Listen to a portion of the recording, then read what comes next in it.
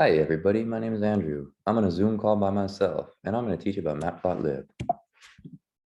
Okay, Matplotlib is a comprehensive library for creating static, animated, and interactive visualizations in Python. The module provides simple functions for adding plot elements such as lines, images, text, etc. to charts and figures.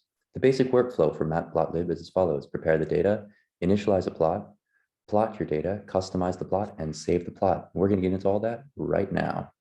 Okay, install module and prepare data. First, install the Matplotlib module and import pyplot. Common convention is to port the function as PLT. Okay, so here we got pip install Matplotlib, and from Matplotlib, import PLT, pyplot as PLT. Next, we prepare the data that we want to use to generate the plots. We can either create data from within Python script or read from an external source, such as CSV or Excel files. Matplotlib works well with pandas and NumPy. For this exercise, we'll use the iris datasets, which we import through pandas. The dataset provides information about iris flowers, and here's a garden of emojis. Okay, so we import pandas, we import NumPy, and then we do the read CSV for the iris dataset.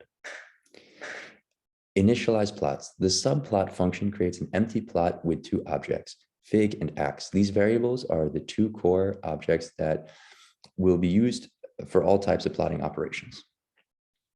Figure. This is the data frame. This is the frame for the plot that we can be resized and reshaped. On a single notebook or script, there are multiple figures, and each figure can have multiple subplots. So if we look here, we got fig equals PLT subplots function, and we just get a blank white empty space there. Kind of looks like the back of my apartment. Okay, axes. These are the canvas for the plots that hold the data. We can also refer to the axis as subplots. Each figure can have multiple axes, but an axis object can only belong to one figure. Okay, let's check out what that means now. Okay, so what we have here is the figure equals PLT figure, we got the figure function, and then ax1, and then we have this 101 in the subplot, and then ax2 subplot, and then 102, and we can see up two different axes right there. Combine the two together. The common convention for initializing plots is combining the fig and ax objects. All our plots will start with this line of code. Drum roll, please. And then we got the fig, comma, ax equals PLT subplots. And then again, we have this one empty space to put in some cool graphs. Fig, and then we can split them to two as well. So we have the rows, which are all just as one, and then two different columns going right here. Okay, 3 basic plots. The next step in the workflow is to create the plots using the data that we've loaded. In general, the primary arguments that the user needs to specify are the values for the X and Y axis. Okay, scatter plots. A scatter plot is a graph that is used. Dots plotted along the X and Y axis show the relationship between two continuous variables. Using the iris dataset, suppose we want to show the relationship between the petal length and the sepal length of irises. First, we pass the arguments for X and Y axis into the ax scatter function. This creates a very simple scatter plot. Okay, so we did that right here. Super simple, 2 lines of code, and we get this nice scatter plot right here. But if we want to make it a little more specific, then there are options to add other useful information to your plot, such as plot title and axis labels. Let's take a look. Okay, so we have the same here. That's just the code we put in there, or the data that we put in there. And then we put in the title, and then the y-axis and the x-axis, and it all comes out right here. So we have the sepal length here and the petal length here. We can see there's like a positive correlation between the sepal length and the petal length. Very cool. 4 is to customize the plots. We can customize the formatting of the plots to make them prettier, more readable, and more informative. Plot formats. We can change the size, color, transparency, marker types, and styles of the plots that we create. We do that by specifying the arguments for each style element inside the ax.scatter function. Okay. Changing the colors, size, transparency, and marker type. Suppose we want to change the look of the dots using the scatter plot. We want to use X's instead of dots. We want the symbols to be green, larger, and slightly transparent. Let's take a look. Okay, so we have within this function right here, we have the data that we imported right here, and then we have C for the color, S for the size, and alpha for the transparency, and the marker becomes X. And C, you can also put color, and you could do color equals G would also give you green, and then the size, make it any size. And the alpha here, transparency, is super cool because then you can kind of see like there's some clustering right there and would make it more transparent. You can see that. So it makes it more visual and better for data analysis. Okay, changing marker colors by group. Now suppose we want to use different colors for dots for each iris variety. Doing this will allow us to see how the petal and sepal lengths of different types of irises vary. Alongside the built-in color names, green, red, green, blue, we can use the HEX codes. And so here's what we did here. We made each different sepal length, the unique, sorry, not sepal, we made each different iris type a different color using the HEX codes.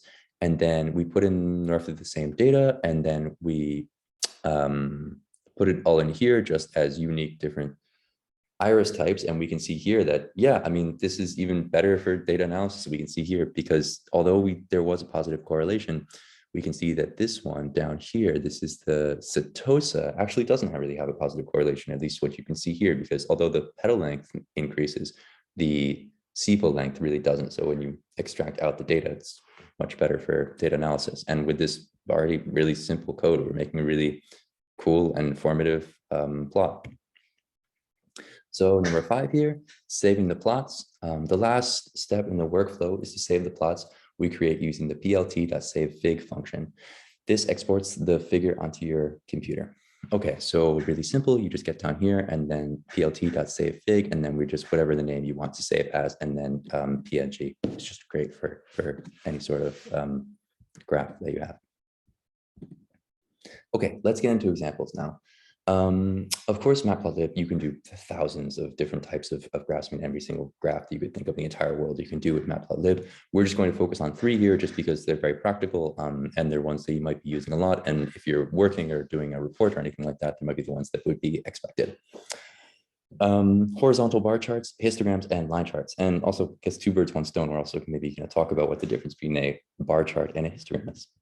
Okay, so bar chart. A bar chart is a graph that is commonly used to show the relationship between one discrete and one continuous variable. Using the iris data set, suppose you want to graph the average petal length for each variety of iris. We do a little manipulation in pandas to get the desired values. Okay, so here we do variety as index equals false, and then mean, and then we get the mean for these different iris groups. First, we pass the arguments for x and y into the ax.barh function to create a simple horizontal bar chart. We also create a plot title and axis. So you notice here was bar h because we want the histogram, but if we did just bar, it would create a regular bar chart. So keep that in mind. So we did the bar h here, so we get a histogram, and then the mean of the petal length. So we have the different petal lengths here, the different iris types here, and then their average petal lengths. Creating multiple bars. Suppose we want to compare the average petal length and petal widths for each variety of iris. To do this, we create a grouped bar chart and create the color of the bar for each variable. Okay, so what we got here, it looks a little more complicated, but basically it's just changing the length of the bar charts here to make it more visually appealing in a certain way. Histogram. Okay, a histogram is a type of bar chart that displays the distribution of numerical data. We construct histograms by creating intervals, also called bins or buckets, and by showing the number of observations that falls into each interval. The height of each bin represents the number of values that fall into that interval. Using the iris data set, suppose we want to graph the distribution of petal length for a certain class of iris, say setosa. We create a data frame to graph the desired distribution. Okay, so what we're going to do here is just isolate out setosa. Okay, we pass the arguments for x and bins into the ax.hist function, where x is the distributed variable and bins is the number of bins. This creates a simple histogram as we did above, and also adds a plot title and axis labels. Okay, so here we have so yeah, super simple, bins equals 5. I mean, Matplotlib is really, really easy to use, and it kind of thought of everything, I feel like. So yeah, if you just wanted 5 for this histogram, if you wanted 5 different bins, you just do bins equals 5. Okay, now we can customize the plot. We can add colors to bins and edges to make the graph easier to read. Let's look at the colors for the irises. Okay, so what we did here is we have all the same information, bins equals 5, and then around the trim or the edges of the bars, we did gold, and then the color was dark slate blue. Yeah, looks kind of like purple to me. Actually, looks very papal, like Catholic. Okay, looks good. Okay, change of the bin widths. Now let's explore the options for the bins. Here's a few you can choose from. Of course, there's many, so we won't get into too much detail, but set the number of intervals to an integer, set the number of intervals to auto, set a sequence of bins. So let's look at an example here. So if you do auto here, so before we had 5 bins, and then we're telling Matplotlib, no, just do auto, whatever it thinks would be an appropriate amount, and it distributed like this. And then also you can manually change the width of each individual bin here. So you see this one's pretty fat and this one's pretty thin. So if you do that, you'll look really sophisticated and like you really know some things on a report. Histogram Spy Groups. We can plot multiple histograms on the same graph to visually compare distributions of classes. We can create other data frames to work with. Okay, so here's the other data frames, and it's just the other types of irises other than Setosa, I think it was before. Okay, now let's compare the distribution of petal length of classes. Okay, so what we have here. So we brought out the different types of irises, and then we colored them all different colors. And then we did the petal lengths here, and that's all versus the count. So we're doing distributions. And then distribution of petal length, and then the counts. And you can see this all right here, and you can see this Setosa down here. This Setosa, I think, is my favorite. It's smaller than the other ones. Oh, and also one cool thing too is if you have it set, it was set as mildly transparent as well. So you could see when it was overlapping here, you saw the transparency. It lets you see that it is like overlapping. Cool. Line charts. A line chart is a type of graph that displays information on a series of data points called markers connected by line segments. We demonstrate the process for constructing a line chart by creating our own data. This data set presents the ages of median salaries of software developers, including Python developers.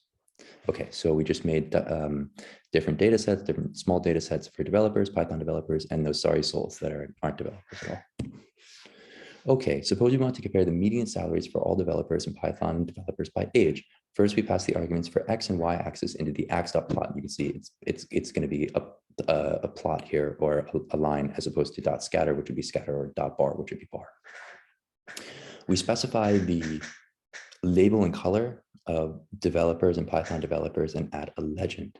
Okay, cool. So let's look here. Yeah, I mean, it's all basically the same information we had here. Here's just our data that we put in here, and then the colors that we want. And then kind of important too, when you want to put a label, so this legend right here, you can see ax legend will make sure that you have the legend in there. But if you want it to show up, actually, you need to put what you want in the legend up in this label, and you put it within the function up here. Just an important thing to keep in mind. And you can see that Python developers do, in fact, make a bit more than non-Python developers. Okay, adding a subplot. Now we want to compare the trends of salaries for developers and non-developers. For this, we simply create a second axis, axis 2, using data on non-developer salaries. Python will plot this same figure as the first axis, salaries for Python and non-Python developers. Okay, so we did here, everything up here was just the same, what we had up here. And then this subplot 2, it just shows up kind of on the side there. It's kind of an interesting visualization if you're working and want people to demonstrate. So like, here's just developers, and then very distinctly over here is non-developers. So, and you can kind of see these sorry souls aren't making nearly as much money as the developers are. You can also add text if you want to for some reason, it's just not showing up at the bottom there, but it should be down there. I would say, I think I'll learn Python. Maybe you can think of something better to write, probably. We can also change the type of plot that are created in the figures. Okay, so the types of plots. So yeah, you can see here, we kept these as just the plot type, but then this ax1, I wanted it as bar. And yeah, you could really create like really dynamic looking graphs that way, just depending on what type of data you put in there. And then you could also make it scatter, you could make it histogram, you could make it bar, whatever you wanted. And here are some of our resources and references. Yep, thank you, Matplotlib cheat sheet. And here's the cheat sheet here. Please take a look at it. And also matplotlib.org has just like so much information about making all types of graphs. Yeah, I hope you enjoyed this tutorial. Thanks so much for paying attention. And if you have any questions, please don't hesitate to ask. Okay. Have a nice day.